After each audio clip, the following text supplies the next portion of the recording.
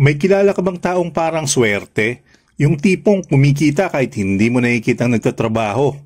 Kung hindi ka pa nakakakita, ito ang kwento.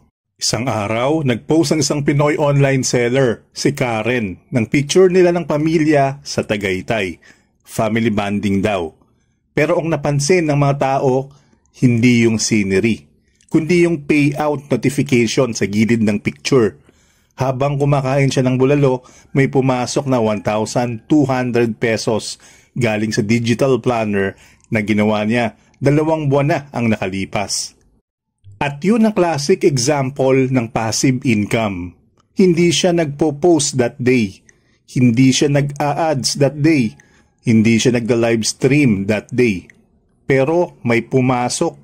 Kumikita siya habang kumakain, nagbibiyahe, nakikipagkulitan sa anak o minsan natutulog.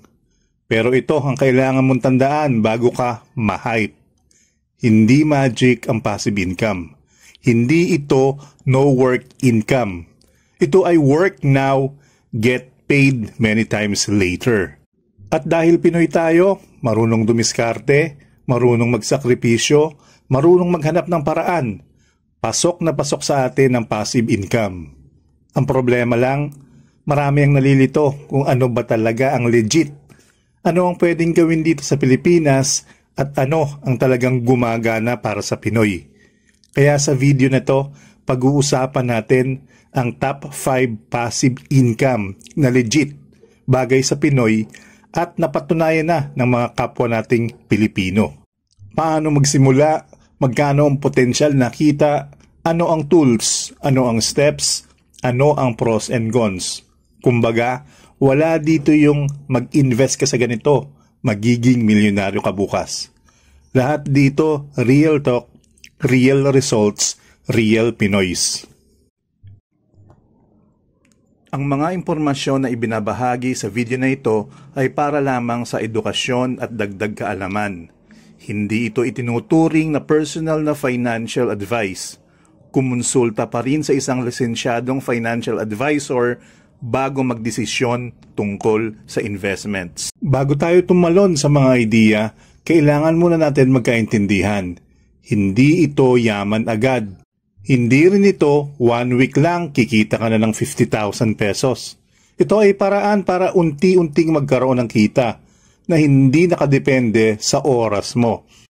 Kapag na-set up mo sila ng tama, kahit abala ka na, may papasok pa rin. Pero paano ba magsisimula? Una, pumili ka lang ng isa. Hindi 5, hindi 3, isa lang. Kasi kapag sinimulan mo lahat, malulunod ka, babagsak ka, masisiraan ka ng loob. Pangalawa, huwag isipin agad ang pera. Isipin mo muna ang skill, ang sistema, ang proseso, ang consistency. Pangatlo, ito lang ang puhunan mo. Smartphone or laptop, Wi-Fi or data, oras, sipag, tiyaga. Wala kang bibiling inventory. Wala kang ilalabas na pera. Hindi ka bibili ng 20,000 pesos na course. Hindi mo kailangan mag-loan. Kung handa ka na magsimula sa isang paraan, kung handa ka na magsakripisyo ng konting oras, kung handa ka na mag-try kahit feeling mo baka di pa rin sa akin to, then mag-ready ka na. Simulan na natin ang top 5 passive income. Una, digital product creation tulad ng ebooks, planners, worksheets, templates, printables. Ano ito? Simple lang, gagawa ka ng digital file, something na makakatulong sa tao. I-upload mo online, tapos kapag may bumili, automatic, kita agad. At ang pinakamagandang part, ginawa mo lang once. Pero bakit sobrang effective para sa mga Pinoy? Kasi mahilig ang Pinoy sa guides, checklist, planners, reviewers, worksheets, lalo na sa trabaho, pag-budget, pag-aaral, at pag-organize ng buhay. Example, salary tracker, meal planner, savings challenge, Productivity template, ang daming nagda-download. Bakit tested? Dahil libo-libong Pinoy creators na ang kumikita sa Gumroad, Etsy, Shopee digital downloads, Canva templates na binebenta sa FB groups. Paano magsimula? Step 1, mag-sign up ka muna sa Gumroad or Etsy. Step 2, gumawa ka ng digital product. Hindi kailangan bongga, kahit simple, basta useful. Step 3, i-upload mo. Lagyan mo ng maayos na title at description. Step 4, share mo sa groups, sa TikTok o sa page mo. Step 5, tapos hintayin mo. Hindi kailangan i-monitor araw-araw. Nag-work siya kahit busy ka. Share ko sa inyo isang mini story, Pinay Win. May isang nanay na nag-share sa FB group. Gumawa lang siya ng 99 pesos na budget template. Wala siyang Canva Pro. Wala siyang experience. Pero consistent siyang nagpo-post ng tips. In less than 30 days, may 7,000 siya in sales passively. Ang pros ng digital product creation, one-time labor, lifetime earning, zero inventory, zero shipping. Ang cons, kailangan mo alamin kung ano ang kailangan ng tao. Mabagal ang unang benta. Pero kapag nakauna ka, doon ka na makakaramdam ng, ay, pwede pala talaga. By the way, kung gusto mo ring magsimula sa pag-aaral ng pera at investments, iniligay ko sa description yung mga top financial books na personally kong nire-recommend. Affiliate links yan. Ibig sabihin, kapag bumili ka gamit yung link, may maliit akong komisyon pero walang dagdag na bayad sa'yo. Sa ganitong paraan, natutulungan mo rin akong makagawa pa ng mga free videos tulad nito. Maraming salamat sa support. Pangalawa, affiliate marketing. Commission sa bawat sale na mariregister sa link mo. Alam mo yung mga YouTubers na lagi nagsasabing link in the description. Yun. Isang click lang ng viewer, bili sila. Well, incidentally, meron din ako niyan sa mga YouTube videos ko. Kung mapapansin nyo, meron ako financial books na nire-recommend sa inyo. Ayun ang sample ng affiliate marketing. Isang click ng viewer, pag bumili sila, may kita ka. Hindi mo kailangan mag-stock. Hindi mo kailangan mag-deliver. Hindi mo kailangan bumili ng kahit ano. Perfect ito sa mga Pinoy na mahilig mag-review, mahilig mag-recommend, mahilig mag-post sa social media, at syempre, ayaw gumastos sa puhunan. Ang platforms na ginagamit, Shopee Affiliate, Lazada Affiliate, Involve Asia, Amazon Associates, TikTok Shop. Paano ito gumagana? Step 1, join ka sa affiliate program, madalas libre. Step 2, kumuha ka ng link ng product. Step 3, gumawa ka ng post, short video, review, or kahit simpleng kwento. Step 4, kapag may bumili, kikita ka kahit di ka online. Share ko ulit sa inyo isang mini story. May isang Grab driver na nag-share na gumagamit siya ng YouTube Shorts. Nagpo-post lang siya ng mga top 3 useful car accessories gamit ang Shopee links. Hindi siya vlogger. Wala siyang followers noong simula. Pero guess what? Ngayon may 12,000 to 15,000 siya per month kahit hindi na siya daily mag-upload. Ang pros nitong affiliate marketing, zero puhunan. Legit, safe at mabilis ang payout. Walang shipping problems. Pwedeng walang face reveal. At ang cons naman ito, kailangan ng consistency. Kailangan ng content kahit simple lang. Pero sulit ito kung gusto mo ng steady extra income. Pangatlo, print on demand. Mag-design ka, sila magpiprint, sila mag-ship, kikita ka. Ito ang modernong version ng merch business. Pero mas madali 100 times. Bakit? Kasi wala kang hawak na kahit isang t-shirt. Lahat automated. Kapag may bumili, piprint nila, ipapak nila, i-deliver nila. Tapos, bibigyan ka ng royalty. Perfect ito para sa mga Pinoys na mahilig mag-drawing, mahilig gumawa ng quotes, mahilig mag-Canva, mahilig gumawa ng aesthetic designs. Mga platforms na pwede dito, Printify, Printful, Redbubble, TeePublic, at Etsy para sa mga buyers. Paano ito gumagana? Step 1, gumawa ka ng simpleng design. Kahit text lang. Example, buhay accountant, introvert mode, tatak Pinoy. Step 2, i-upload mo sa Printify or Printful. Step 3, i-connect mo sa Etsy store.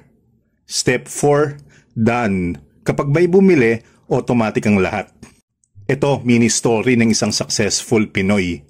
May Pinoy sa Bulacan na nagkwento, gumawa siya ng dog lover shirts. No need to go online, walang fancy camera. Pero dahil consistent, kumikita siya ng $300 to $400 per month, habang may full-time job siya. Ang pros ng print on demand: pure passive, low effort, no shipping, no inventory. Ang cons naman ito, kailangan mo ng konting creativity. Very competitive din ang niche na to, pero kaya ma-penetrate ng Pinoy creativity. Pang-apat, stock photography and media. Mag-upload ng pictures, earn per download. Kung mahilig kang mag-picture, ito ang pinaka-underrated passive income ngayon. Lalo na sa Pinas, ang daming unique visuals. Try mo isipin, fiesta, jeepney, palengke, Tagaytay Fog, Manila skyline, street foods, Banawe Rice Terraces at Simbang Gabi. Lahat yan hinahanap ng creators worldwide. Mga platforms kung saan pwede ito: Shutterstock, Adobe Stock, Getty Images, Pond5 para sa videos. Paano naman ito gumagana? Step 1, i-edit mo ng konti ang pictures mo. Kahit cellphone shots, pwede. Step 2, i-upload mo sa contributor account. Step 3, itag mo ng tama. Step 4, hintayin mo. Kapag may nag-download, may kita ka. At dollar income to. Example, isang Pinoy sa Cebu na mahilig sa beach photography. In-upload niya yung mga lumang pictures niya sa Shutterstock. Hindi niya in-expect may bibili. After 5 months, kumikita na siya ng $80 to $150 per month. Hindi malaking amount, oo, pero dollar income na automatic pumapasok. Ito ang pros ng stock photography and media. Dollar earnings, talagang passive income, pwedeng cellphone shots. Ito naman ang cons, kailangan high quality at mabagal sa simula. Pero long term, ito ang pinakatunay na earn while you sleep. Ang 5, online courses and tutorials. Magturo ka once, kumita ka for years. Ito ang business model ng maraming Pinoy experts. From cooking, budgeting, Canva skills, VA training, up to Tagalog lessons for foreigners. Hindi mo kailangan maging expert. Kailangan mo lang mauna sa taong gusto mong turuan. Kung marunong ka sa Canva, pagluluto, photo editing, Facebook ads, budgeting, Excel, video editing, pagiging VA, real estate basics, pwede mo i-capture as mini course. Ang platforms na ginagamit, YouTube, Teachable, Podia, Facebook group, Google Drive paid lessons. Paano ito gumagana? Step 1, isulat mo muna ang outline. Step 2, ishoot mo using your phone, hindi kailangan cinematic. Step 3, i-upload mo sa platform. Step 4, iset up mo ang payment, GCash or bank. Kapag may nag-enroll, hindi mo na kailangan ulitin yung recording, forever na. Mini story. May isang Pinay freelancer sa Davao na gumawa ng Canva for beginners course. Basic lang, phone lang ang gamit. Ngayon stable, 25,000 to 30,000 monthly niya from that course. Kahit busy siya, sa client work. Ang pros ng online course and tutorials, high earning potential. Nakakatulong sa iba, sobrang flexible. Ang cons naman ito, time consuming gawin. Kailangan mo i-organize ang content. Pero ito ang pinakamatibay sa long-term passive income. Ito naman ang mga usual Filipino problems at paano ito malalampasan. Una, sasabihin, wala akong puhunan. Ang puhunan dito ay oras, hindi pera. Kung may 1 to 2 hours ka per day, that's enough. Pangalawa, sasabihin nila, wala akong talent. Trust me, may alam ka na hindi alam ng iba. At iyon ang ibenta mo. Pangatlo, may nagsasabi, takot akong mag-fail. Normal. Pero ang hindi pagsisimula, that's real failure. Pang-apat, paano kung walang bumili? Una, hindi ka pa kilala. Pangalawa, hindi pa optimize ang marketing mo. Pangatlo, hindi pa aligned ang product mo sa audience. Pero lahat yan natututunan. Hindi yan gift. Ngayon, i-recap natin ang 5 passive incomes na pinag-usapan natin. Number 1, digital products. Gawa ka once, kita forever. Pangalawa, affiliate marketing. Post ka, commission forever. Pangatlo, print on demand. Design ka, sila bahala sa shipping. Pang-apat, stock photography. Upload mo, dollar downloads. Panglima, online courses. Teach once, earn for years. Ang passive income ay hindi sprint, hindi race. Ito ay marathon. Ang pinakamahirap na part, yung unang step. Pero kapag nailatag mo na, doon ka makakaramdam ng kakaibang freedom. Pili ka ng isa ngayon, simulan mo today, kahit 20 minutes lang.